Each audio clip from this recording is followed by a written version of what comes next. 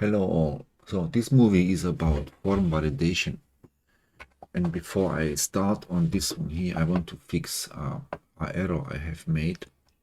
A YouTuber, Dafa, gave me a hint that actually what I'm doing in this SQL statement, I'm converting this variable on here by enclosing it with this double ticks there to a string. So I'm asking via a string against the content of this field in the database. And the field in the database is defined as an integer. I would guess that it is not proper as it would need to convert it somehow. So let's fix this one here by removing this one here. So, and this looks weird because I needed to escape somehow. And now it's looking much better. And the second, I did the same error in this line on here. And will get also rid of these double quotes. So then this should be working fine. So thank you once more, Dafa, for mentioning it.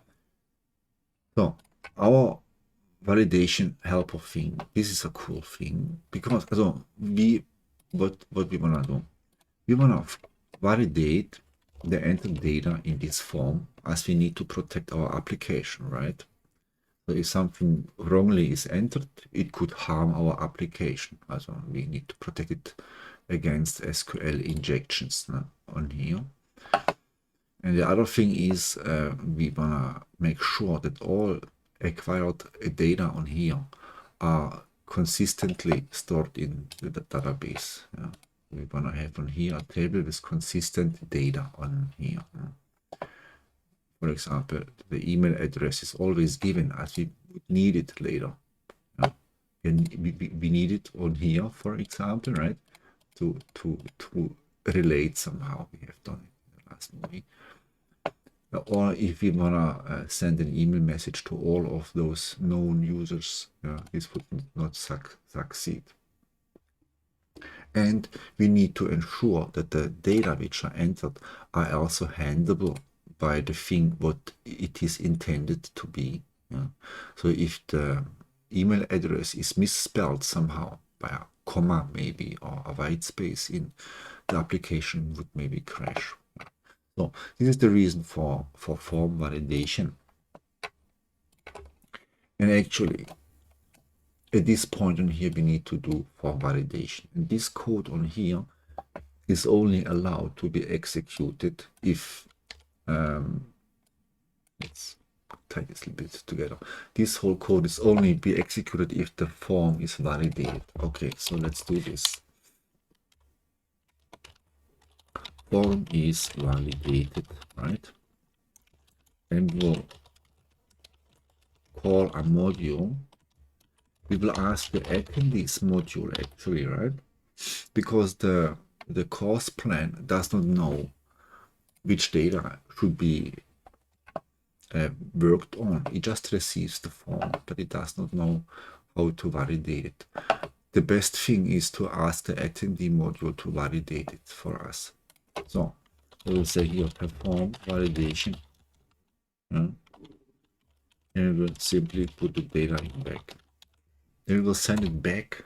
We will send it back to the attendees module. And if the result of this form is validated, if this is true, then we are allowed to execute this code on here. Let's indent this a little bit. So, and if not, we will stop the execution. Do not know yet what to do in this case. Okay. So, line 40 of the course plan.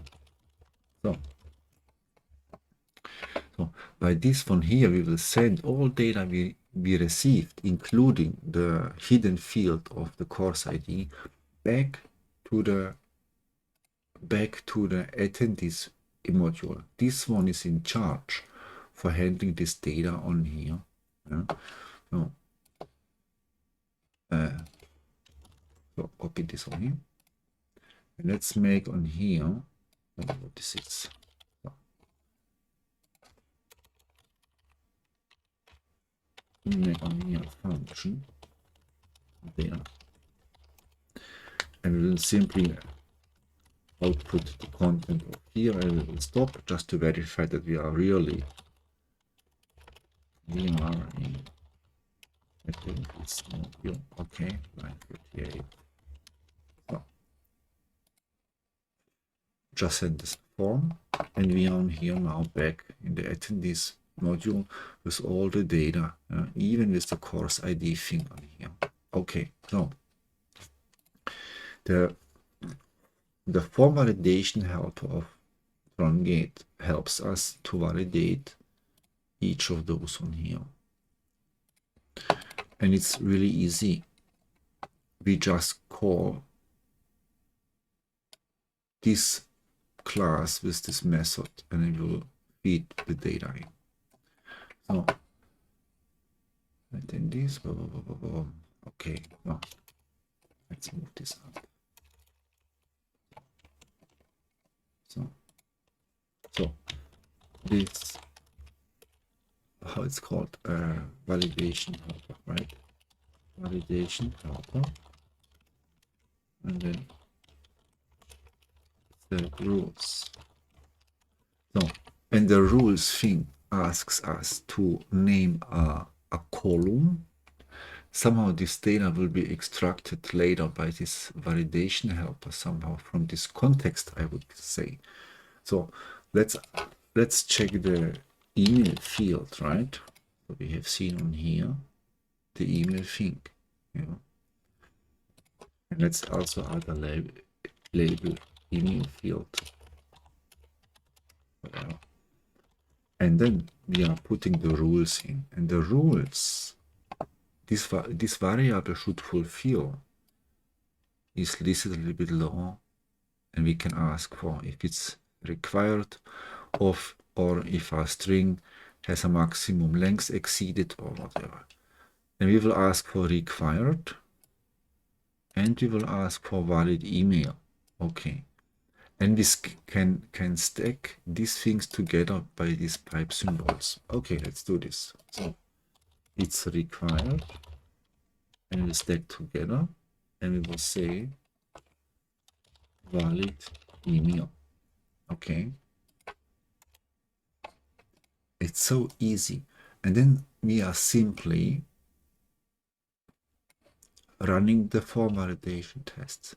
It will produce true or false. Okay. So result is this validation helper. So, and if everything is fine, if it's true, we will simply return true to our course plan thing, so it's happy. But if not, then let's go to execution. User needs to correct content of 4, right? 44 of the so okay. And let's also interrupt this one on here. Die. We are back in course plan. So, yeah, let's try what's happening. If you reload this one here, this course plan register, user needs to correct content of form. Okay, so yeah, and this I have realized. So this form validation thing automatically sets the email field is required. Email field. The email field is required. But this output on here, we need to have a closer look, because we have here several forms, right? let's reload this side on here so that it's empty. Okay, let's use the second one. Let's enter the email a valid email at server.com. Okay, submit, and it says we are back in course plan. Cool. Yeah, so we are back on here because it was true.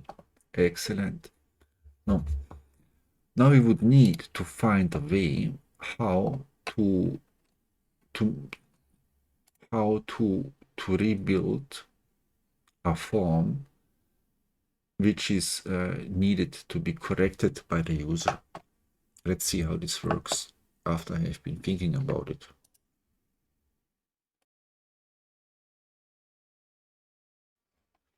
Okay, so the idea is if the user needs to correct the form contents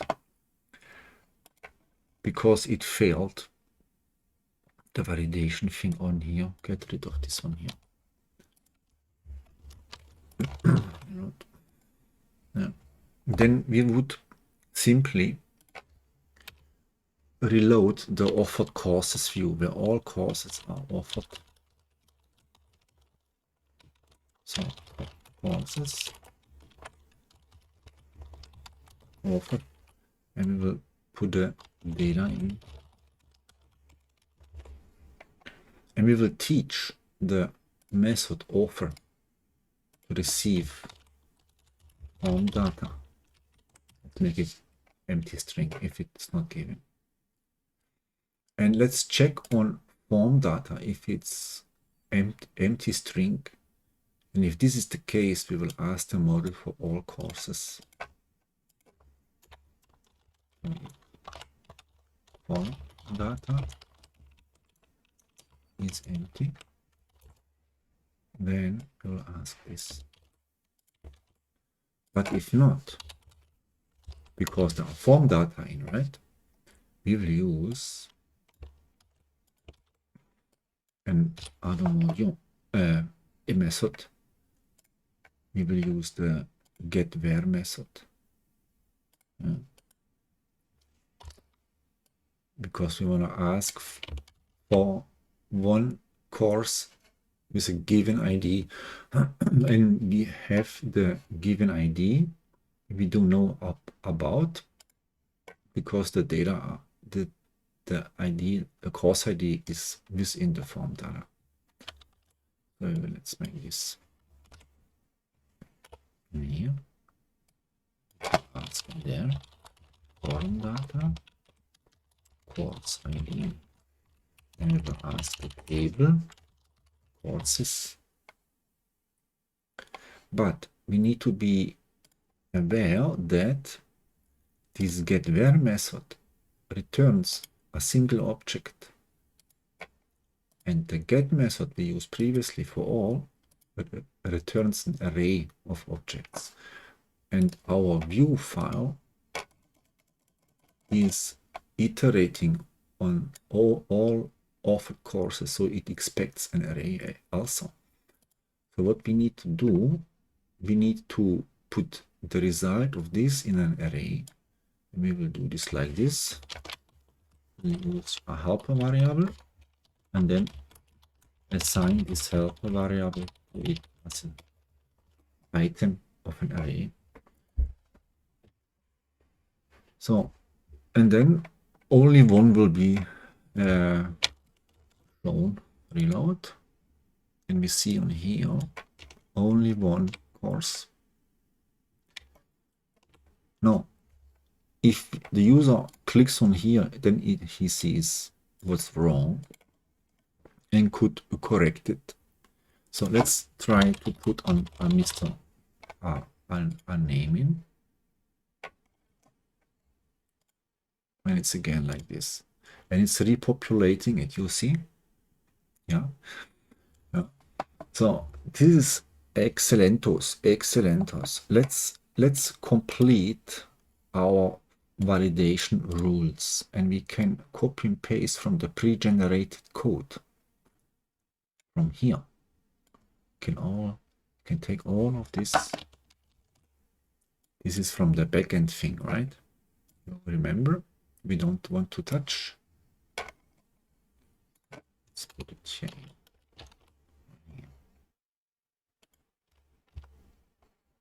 Let's move this to the left. And maybe we'll put this email thing at a third position on here. So now we are checking all of those.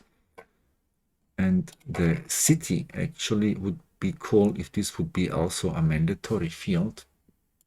So we will put on here in are required. Oops, something like this. And we need to adopt the view file that is not writing optional. So adding this view register, this is the view file of this table on here. And in the city there is a small span optional. You see this? We'll remove this. So reload. Boom. Boom. Okay. City is okay. Okay. So let's change a little bit the behavior of this drop down thing on here. If only one item is shown on here, quickly cut and glue technique.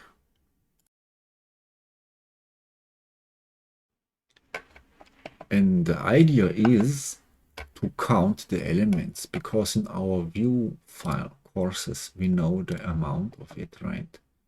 We can echo out size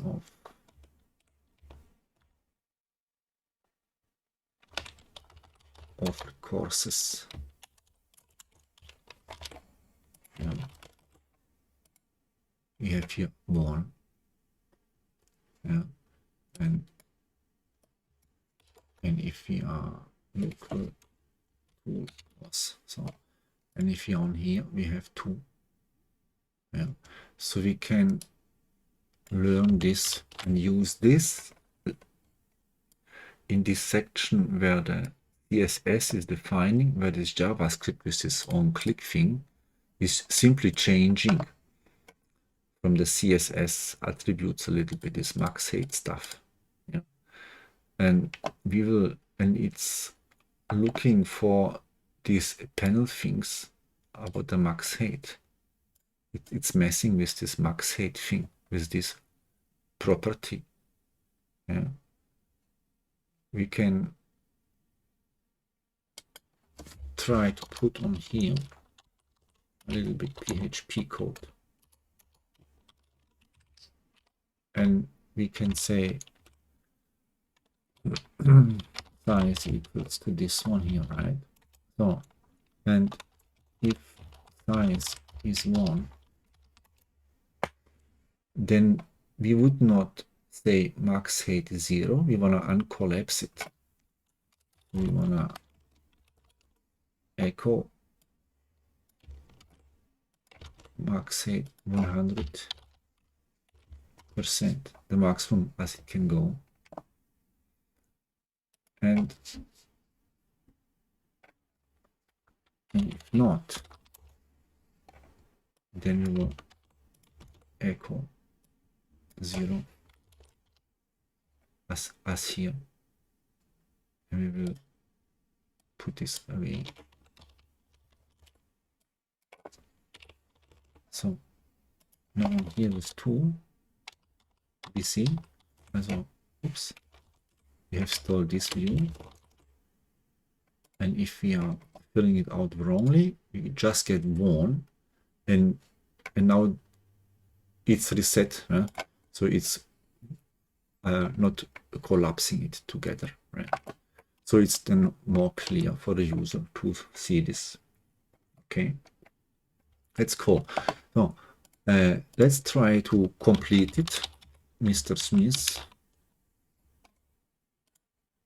email, valid email, address line is needed, Main Street in Stuttgart.